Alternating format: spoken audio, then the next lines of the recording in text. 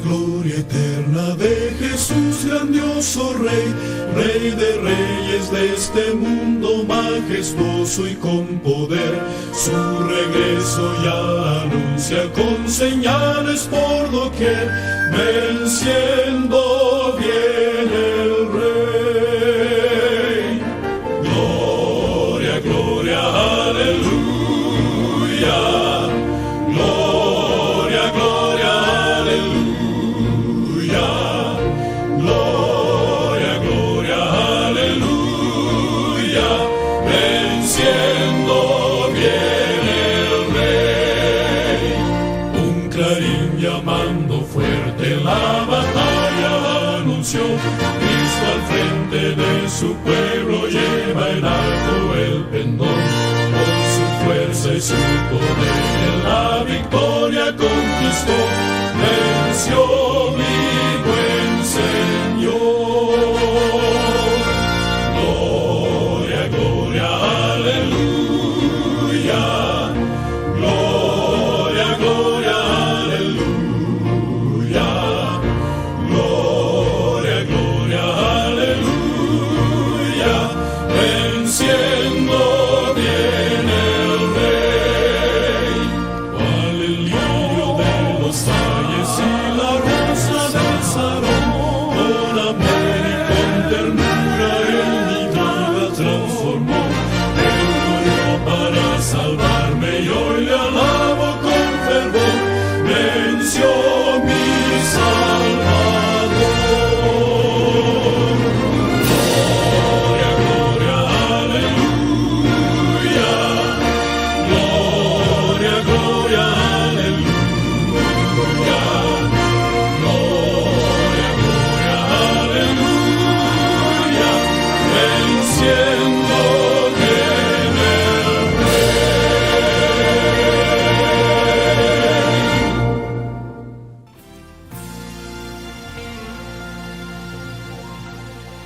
Esperar y velar en un mundo de maldad, donde no hay claridad, en tinieblas todo está.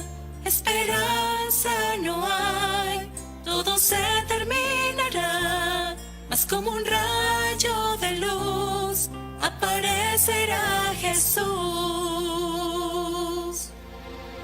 La esperanza para el tiempo del fin es Jesús el que pronto vendrá. No más muerte, ni llanto, dolor, ni ansiedad, porque Jesús todo nuevo hará. La esperanza para el tiempo del fin es Jesús el que te ama en verdad. Hoy entrega tu vida y tu corazón, porque Jesús es la esperanza final.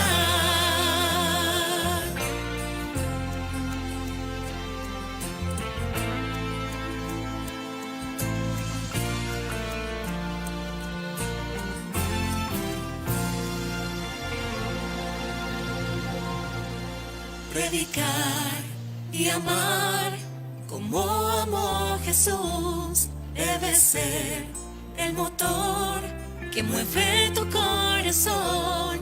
El mensaje de amor todos tienen que saber, pues como un rayo de luz aparecerá Jesús.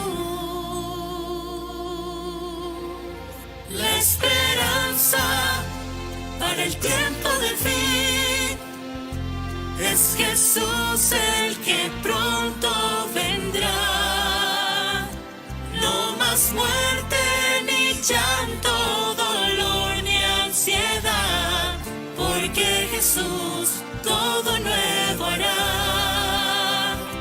La esperanza para el tiempo del fin es Jesús el que te ama en verdad. Hoy entrega tu vida y tu corazón.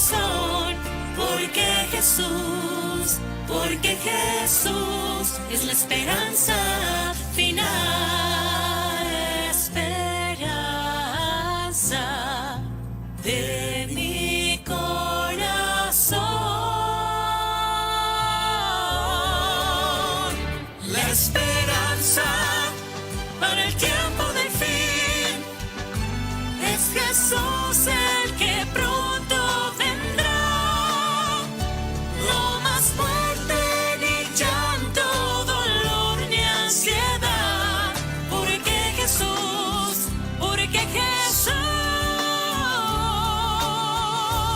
es la esperanza final.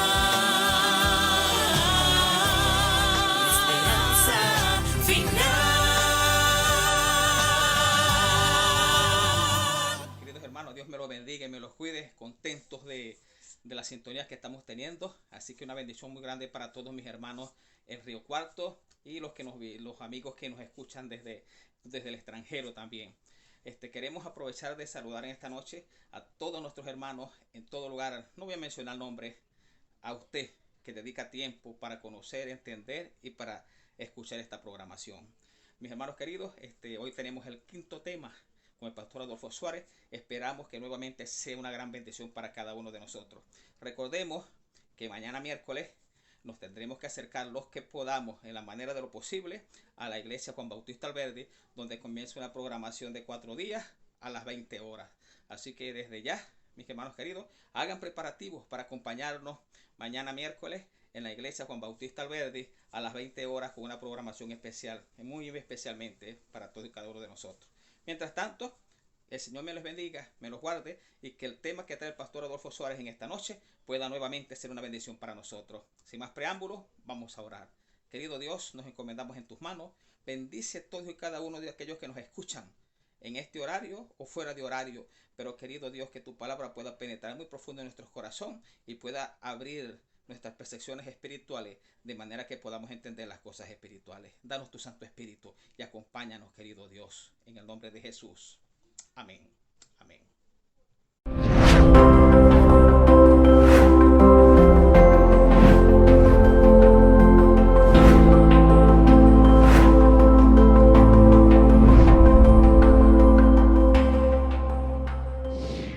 George Whitefield, pastor anglicano, ayudó a difundir el gran despertar espiritual en Gran Bretaña y en las colonias británicas norteamericanas. Él era conocido como el príncipe de los predicadores al aire libre y fue el evangelista más conocido del siglo XVIII. Cuando se hospedaba en la casa de alguien, solía conversar sobre el futuro de la vida espiritual de cada miembro de la familia anfitriona. Hablaba personalmente con cada uno de ellos. Sin embargo, cierta vez pernoctó en la casa de un coronel que era todo lo que alguien podría desear, pero no era cristiano.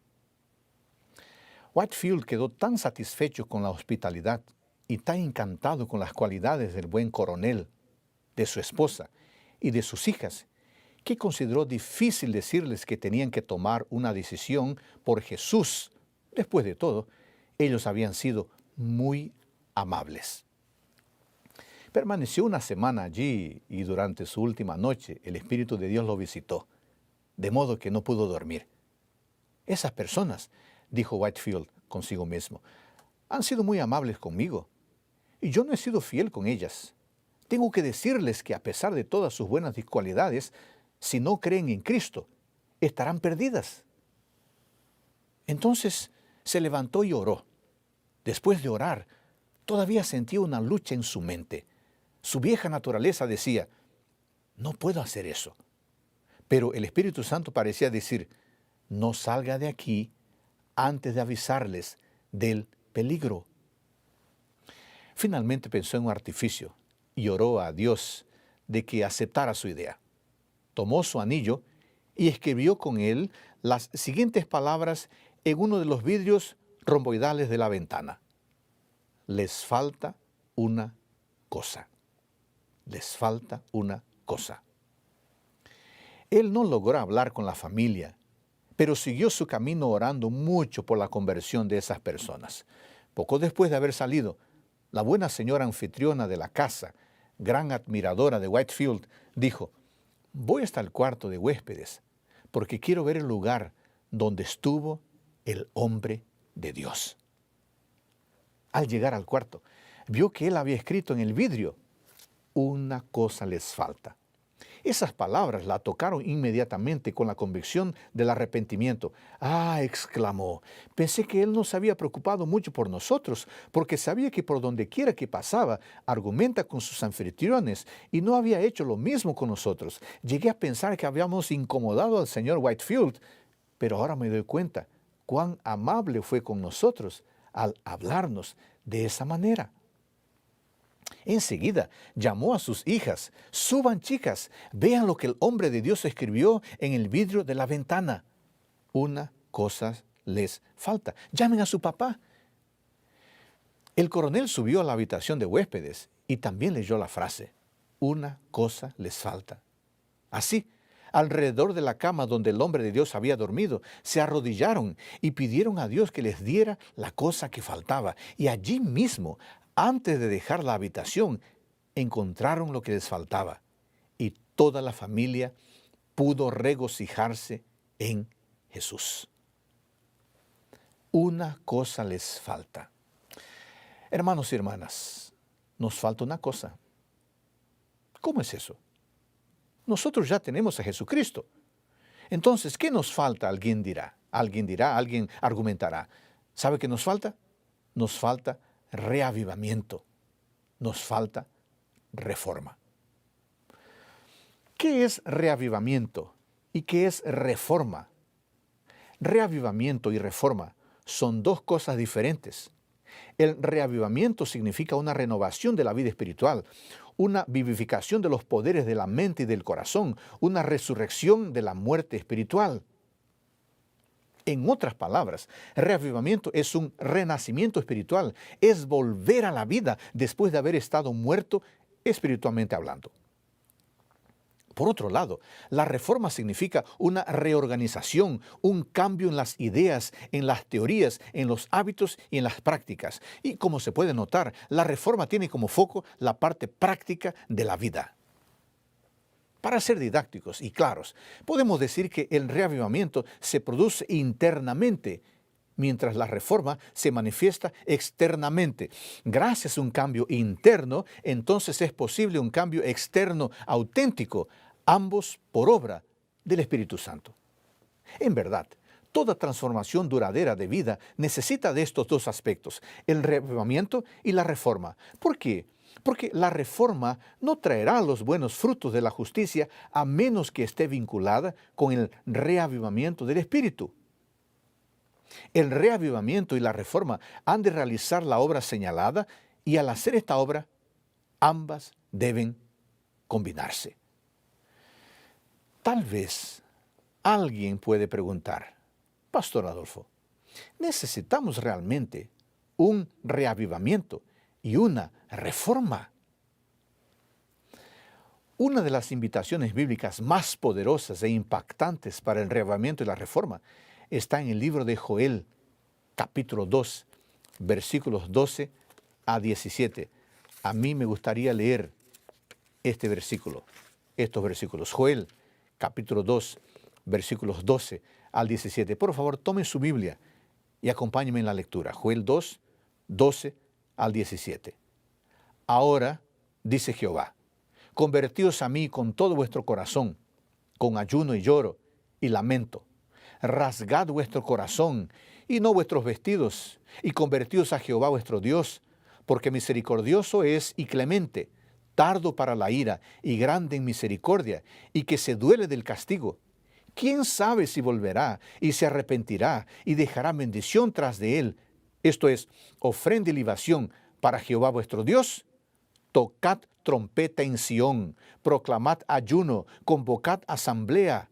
Reunid al pueblo, santificad la reunión, juntad a los ancianos, congregad a los niños y a los que maman. Salga de su cámara el novio y de su tálamo la novia. Entre la entrada y el altar lloren los sacerdotes, ministros de Jehová, y digan: perdona, oh Jehová, a tu pueblo, y no entregues al oprobio tu heredad, para que las naciones se enseñoreen de ella. ¿Por qué han de decir entre los pueblos: ¿dónde está su Dios? ¡Qué versículo espectacular! El profeta Joel nos convoca a un cambio total y en el versículo 13 que hemos leído se ponen las bases para el reavivamiento y la reforma, porque dice, rasgad vuestro corazón. Cuando un judío rasgaba sus vestidos, expresaba un gran dolor, significaba que le había sobrevenido una gran calamidad. Podemos ver eso en Génesis 37:34, Levíticos 13:45, 2 Crónicas 34:27 y Jeremías 36:24. Sin embargo, puesto que era posible manifestar esas muestras externas de pesar sin que hubiera un verdadero sentimiento íntimo de dolor, se le ordenó al pueblo que no cayera en ese fingimiento y que en cambio rasgara su corazón. Y con eso el profeta Joel estaba enseñando que el cambio interno, el reavivamiento, produce auténticos cambios externos y que sin un cambio real interno, las manifestaciones de piedad externa no pasan de comportamientos hipócritas, espiritualidad fingida. Elena de White dice que un reavivamiento de la verdadera piedad entre nosotros es la mayor y más urgente de todas nuestras necesidades. El buscar esto debe ser nuestro primer trabajo. Al argumentar sobre la necesidad de estos cambios internos y externos en nuestra vida, la mensajera del Señor escribió lo siguiente: cada uno necesita buscar al Señor ahora. El pueblo de Dios no pasará la prueba a menos que se produzca un reavivamiento y una reforma. Y ella sigue: los ministros deben convertirse antes de que puedan fortalecer a sus hermanos. Sobre esta última cita, quiero resaltar dos cosas. La primera es que si queremos enfrentar los días terribles al final del tiempo del fin, necesitamos experimentar el reavivamiento y la reforma. De lo contrario, nuestra fe será débil y no resistirá a la primera prueba.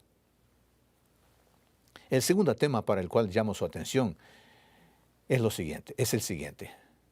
Amigos pastores, el reavivamiento y la reforma deben empezar en nosotros. Los cambios internos y externos que esperamos ver en los hermanos y hermanas de nuestras iglesias, ellos necesitan verlos primero en nosotros. Fe auténtica, vida espiritual fuerte, comunión con Dios, apego a la palabra, estilo de vida de un pueblo remanente. Eso es lo que los hermanos necesitan ver en nosotros los pastores. De lo contrario, ¿qué pastores somos nosotros que esperamos la transformación que nosotros mismos no demostramos? Ahora, ¿qué nos hace creer que necesitamos de reavivamiento y reforma en nuestros días? ¿Qué nos hace creer? El teólogo protestante brasileño Heber Carlos de Campos hace afirmaciones fuertes sobre la realidad del cristianismo de nuestros días, analizando la adoración débil que caracteriza a muchas denominaciones. Y al reflexionar sobre esto, él escribe lo siguiente: como la evangelización moderna ha sido antropocéntrica, dice al oyente lo que se piensa que el incrédulo quiere oír, también la forma de culto ha sido elaborada de modo que atraiga a las personas para adorar a Dios. La adoración moderna está planeada para atraer a personas, los consumidores de música contemporánea, en vez de promoverla para que las personas levanten los ojos al cielo, para rendir un culto correcto al verdadero Dios, para aprender sobre el verdadero Dios y de la vida eterna en Jesucristo. Estamos estimulando a esas personas a acostumbrar el paladar a lo que el entretenimiento moderno ya les presentó. Antes que verdaderos adoradores, estamos viendo a personas preocupadas por el consumo musical y litúrgico, queriendo oír lo que les agrada y no lo que agrada a Dios. Amigos queridos, hermanos, ese es un retrato triste, pero fiel de la vida religiosa y de la adoración de mucha gente. Las cosas no pueden continuar así. Es necesario que haya un cambio radical. Cuando el profeta Joel, hace más de 27 siglos, inspirado en la visión divina, se refirió al día de Dios, él escribió: tocad trompeta en Sión y dad alarma en mi santo monte, tiemblen todos los moradores de la tierra, porque viene el día de Jehová, porque está cercano, día de tinieblas y de oscuridad, día de nube y de sombra. Joel 2, 1 y 2. Si bien estas palabras tienen una aplicación histórica inmediata a los tiempos del Antiguo Testamento, cuando Israel sería invadido por un pueblo enemigo, la razón por la cual estas palabras fueron conservadas es que se refieren particularmente al tiempo del fin, al día del Señor, víspera del regreso de Cristo a la tierra. El mensaje del profeta Joel invita a que se toque la trompeta en Sión, o sea, en la iglesia, a dar alarma en el monte santo de Dios, o sea, a su pueblo, porque ocurrirán acontecimientos de tal magnitud que harían temblar a todos los habitantes del mundo. En vista de los tremendos acontecimientos que están por ocurrir en el día del Señor, la iglesia debe despertarse por una voz de alarma y el pueblo debe recibir el llamado a una conversión auténtica, profunda, de todo corazón. En otras palabras, debe efectuarse una reforma espiritual profunda dentro de la iglesia en preparación para los grandiosos acontecimientos del fin. No hay dudas de que llegamos a la misma víspera de la hora suprema y de que este llamado a una conversión genuina y una reforma cabal en la vida de cada uno debe resonar por todos los rincones del mundo, de Sión, de la iglesia, por todos los rincones de las iglesias adventistas del séptimo día. Hablemos un poco de las características de la persona que experimentó el reavivamiento y la reforma. Número 1. La persona que experimentó el reavivamiento y la reforma tiene una vida de oración y acción. En el tiempo del fin, precisamente antes de la segunda venida de Cristo en las nubes del cielo, debe hacerse una obra como la de Juan el Bautista. Dios necesita a hombres que preparen a un pueblo que se mantenga firme en el gran día del Señor. A fin de dar un mensaje como el que dio Juan, debemos tener una experiencia espiritual como la suya. La misma obra debe efectuarse en nosotros. Debemos contemplar a Dios y al contemplarlo, perderemos de vista el yo. ¿Y por qué contemplar a Dios es importante? Porque la comunión con Dios ennoblecerá el carácter y la vida. Los hombres verán que hemos estado con Jesús, como lo notaron en los primeros discípulos. Esto comunicará al obrero un poder que ninguna obra, ninguna otra cosa puede dar. No debe permitir que cosa alguna le prive de este poder. Hemos de vivir una vida doble, una vida de pensamiento y una vida de acción, de silenciosa oración y de fervoroso trabajo. Por eso, hermanos y hermanas, la oración y el esfuerzo serán el centro de nuestra vida. Ellen White dice: orad como si la eficiencia y los elogios se debieran únicamente a Dios. Trabajad como si solo a vosotros correspondieran todos los deberes. No solo debemos trabajar, ni solo orar. Las dos cosas deben ir juntas, porque el que no hace nada más que orar, pronto dejará de hacerlo. Y el que no hace nada más que trabajar, en breve no sentirá más gracia en eso. Necesitamos cultivar un espíritu abnegado y generalizado de trabajo misionero y una vida de oración y de total dependencia de nuestro Padre Celestial. Una segunda característica de las personas que, de hecho, han experimentado el reavivamiento y la reforma. La persona que experimentó el reavivamiento y la reforma tiene su vida modelada por el Espíritu Santo. El corazón humano no puede conocer la felicidad hasta que se somete para ser moldeado por el Espíritu de Dios. El Espíritu conforma el alma renovada según el modelo, Jesucristo. Mediante su influencia, la enemistad contra Dios se cambia en fe y en amor, y el orgullo en humildad. El alma percibe la belleza de la verdad, y Cristo es honrado en la excelencia y en la perfección del carácter. El Espíritu Santo ilumina nuestras tinieblas, informa nuestra ignorancia y nos ayuda en nuestras múltiples necesidades. Pero la mente debe buscar a Dios en forma constante. Si se permite que la mundanalidad entre en ella, si no tenemos deseos de orar, ni deseos de estar en comunión con Él, quien es la fuente de la fortaleza y la sabiduría, el Espíritu no permanecerá en nosotros. Número 3. La persona que experimentó el reavivamiento y la reforma tiene su vida regida por la palabra de Dios. Hermanos, nuestra fe debe estar afirmada en la palabra de Dios. ¿Por qué? Porque vivimos días solemnes. Los cristianos deben prepararse para lo que pronto ha de estallar sobre el mundo como sorpresa abrumadora y deben hacerlo estudiando diligentemente la palabra de Dios y esforzándose por conformar su vida con los preceptos. Solo los que hayan fortalecido su espíritu con las verdades de la Biblia podrán resistir en el último gran conflicto. Sí, hermanos y hermanas, solo los que hayan estudiado diligentemente las Escrituras y hayan recibido el amor de la verdad en su corazón serán protegidos de los poderosos engaños que cautivarán al mundo. Queridos hermanos, sepan que llegará el tiempo cuando muchos serán privados de la palabra escrita.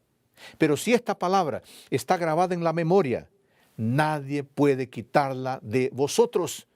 Por eso, estudiemos la palabra de Dios en profundidad, atesoremos en la memoria sus preciosas promesas, para que cuando la Biblia sea quitada de nuestras manos, permanezca en nuestra mente y en nuestro corazón.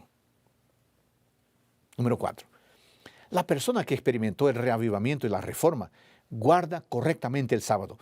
Hermanos y hermanas, el cuarto mandamiento de la inmutable ley de Dios requiere la observancia del séptimo día, el sábado, como día de reposo, adoración y ministerio en armonía con las enseñanzas y la práctica de Jesús, el Señor del sábado.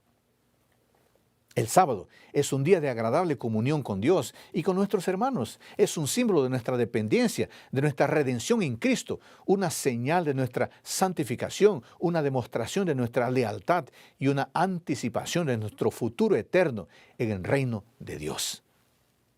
El sábado es la señal perpetua del pacto eterno entre Él y su pueblo. La gozosa observancia de este tiempo sagrado, de una tarde a otra tarde, de la puesta del sol a la puesta del sol, es una celebración de la obra creadora y redentora de Dios. 5.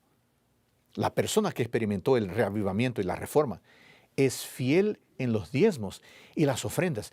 Hermanos queridos, el diezmo es sagrado, reservado por Dios para sí. Ha de ser traído a su tesorería para ser empleado en el sostén de los obreros evangélicos en su obra.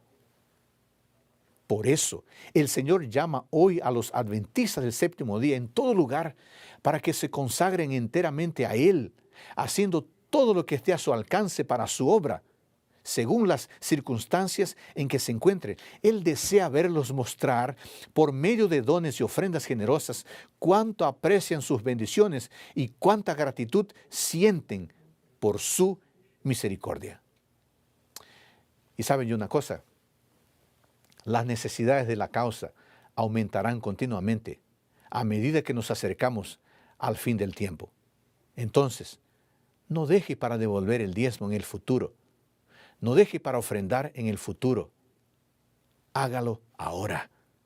Dios nos prueba aquí, entregándonos posesiones temporales, a fin de que el uso que hagamos de ellas demuestre si se nos pueden confiar las riquezas eternas.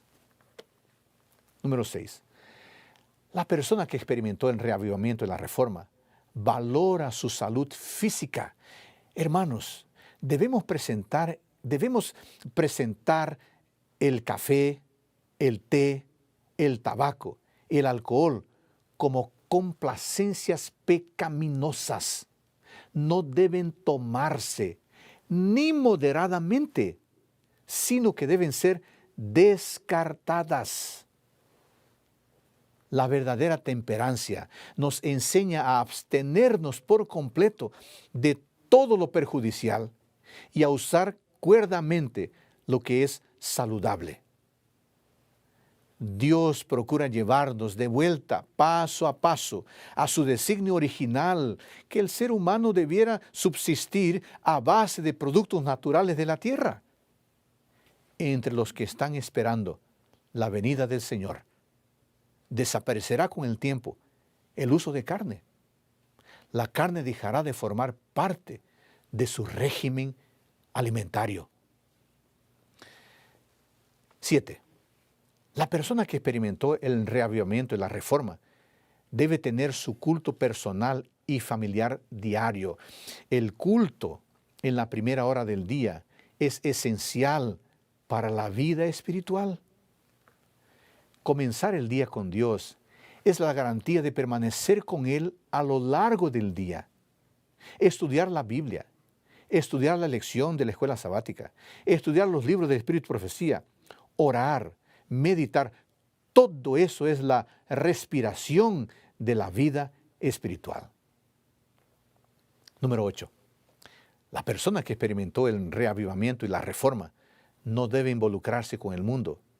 Aquellos que están velando y esperando la aparición de Cristo en las nubes del cielo no se mezclarán con el mundo en asociaciones de placer y en reuniones donde meramente buscan divertirse.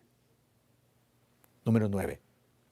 La persona que experimentó el reavivamiento y la reforma se diferencia en su manera de vestir. Si somos cristianos, seguiremos a Cristo, aunque el camino que tengamos que recorrer sea contrario a nuestras inclinaciones naturales. Por eso, no es necesario decir, no use eso, o use esto. No es necesario. Porque si el deseo del corazón es usar ropa indecorosa, indecente, mundana, ese deseo permanecerá en el corazón. Y ese cambio no lo hará una ley humana, una prohibición, un reglamento. Lo que necesitamos es una renovación de las inclinaciones de nuestro corazón natural. La persona que le gusta vestirse como lo hace el mundo, realmente necesita nacer de nuevo para que su gusto sea santificado. Sin embargo, quiero recordar algo especial, algo esencial, y decirlo con mucho cariño y mucho respeto a las hermanas. Queridas hermanas, vístanse sencillamente y que la cuestión del vestido no llene su mente. Elena de White dice, debieran vestirse con una ropa modesta y con pudor y sobriedad. Dad al mundo una ilustración viviente de adorno interno de la gracia de Dios. Al final, la apariencia exterior es un índice de lo que hay en el corazón. Número 10. La persona que experimentó el reavivamiento y la reforma está dispuesta a una vida de renuncia y a una religión de compromiso. El deseo de llevar una religión fácil, que no exija luchas, ni desprendimiento, ni ruptura con las locuras del mundo, ha hecho popular la doctrina de la fe y de la fe sola. Pero, ¿qué dice la palabra de Dios? El apóstol Santiago dice algo muy importante en su libro, Santiago capítulo 2, versículos 14 a 24. Es algo importante en este sentido. Y yo quiero resumirle aquí algo que él dice de manera muy oportuna. Hermanos míos, ¿qué aprovechará si alguno dice que tiene fe y no tiene obras? ¿Podrá la fe salvarle? Mas, ¿quieres saber, hombre vano, que la fe sin obras es muerta? ¿No fue justificado por las obras Abraham nuestro padre cuando ofreció a su hijo Isaac sobre el altar? ¿No ves que la fe obró con sus obras? Y que la fe fue perfecta por las obras. ¿Veis pues que el hombre es justificado por las obras y no solamente por la fe? Yo te pido que leas eso con calma, con oración.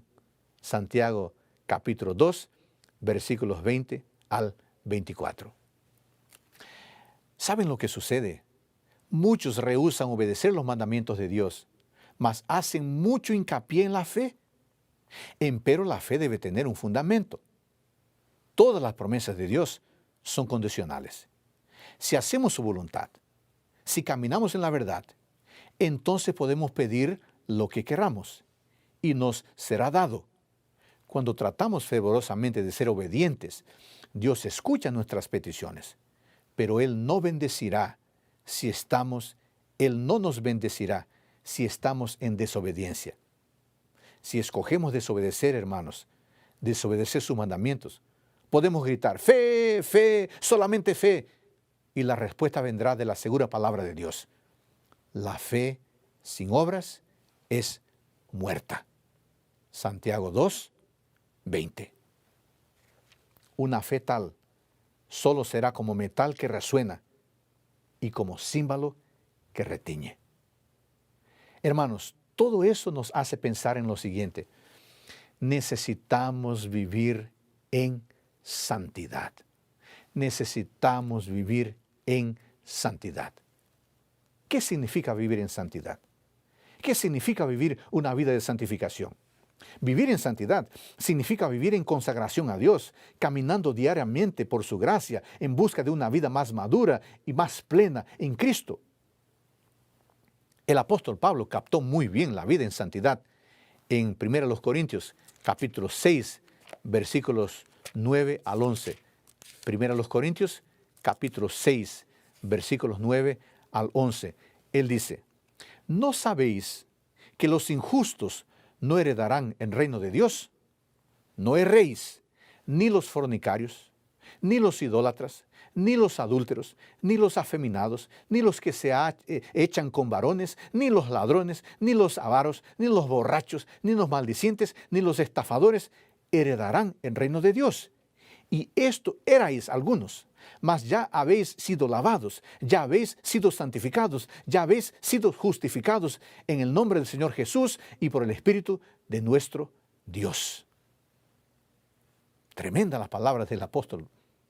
Y también nos desafían, porque son difíciles. Vivir en santidad es la obra continua del Espíritu Santo, por medio de la cual la santa disposición concedida en el nuevo nacimiento se mantiene y se fortalece. Santificación, hermanos, santificación es la cristianización del cristiano.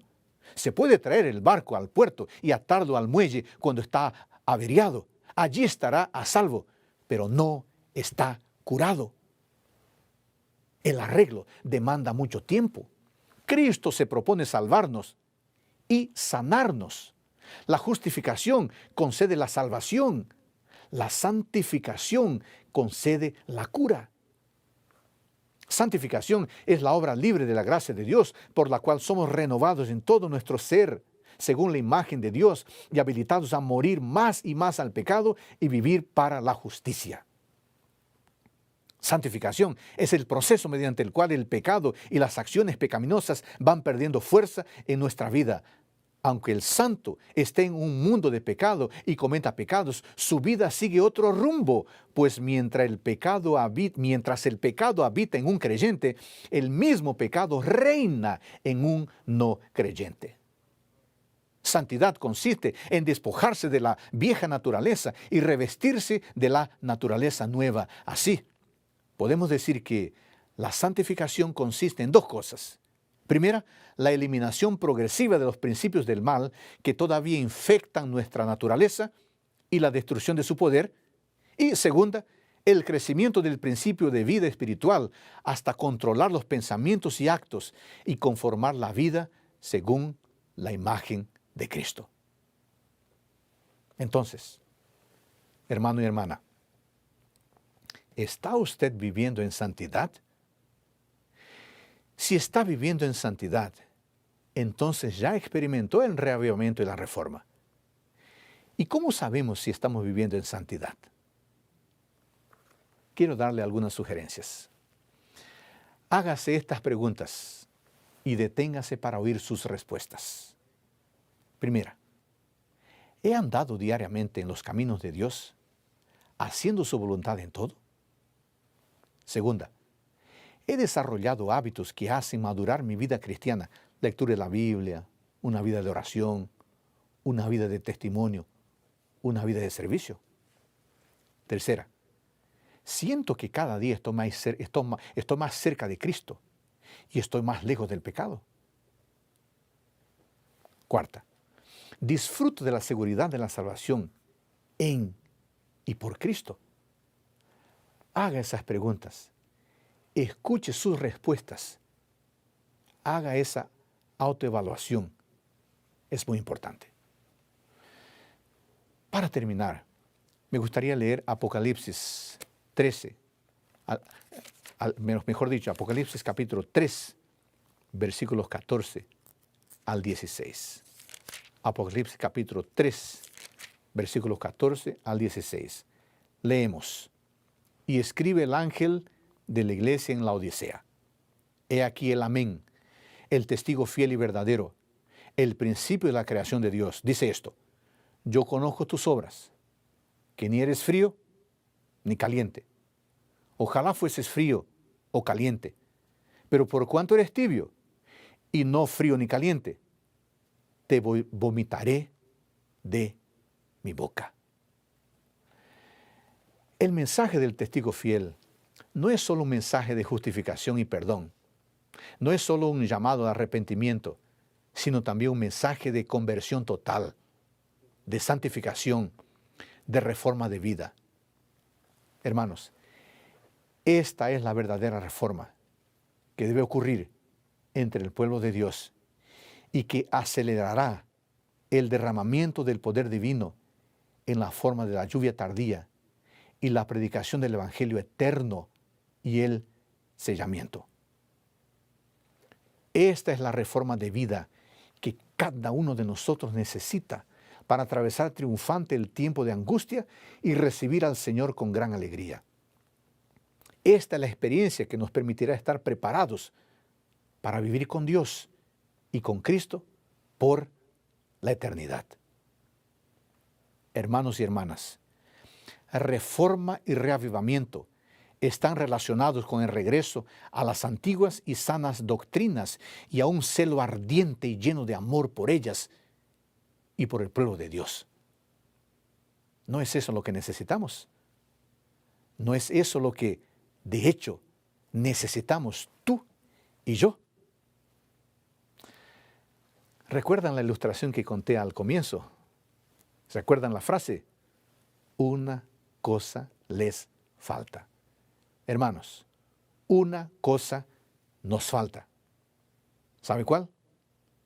Sometamos nuestra vida a Dios y Él obrará en nosotros el reavivamiento y la reforma que necesitamos y que nos falta con urgencia.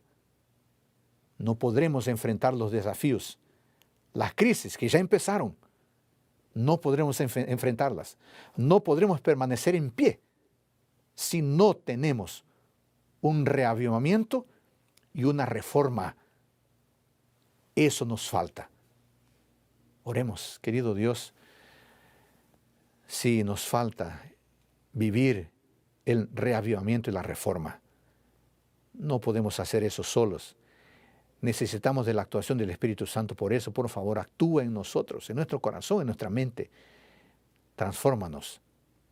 Te lo pedimos y te lo agradecemos en el nombre de Jesús.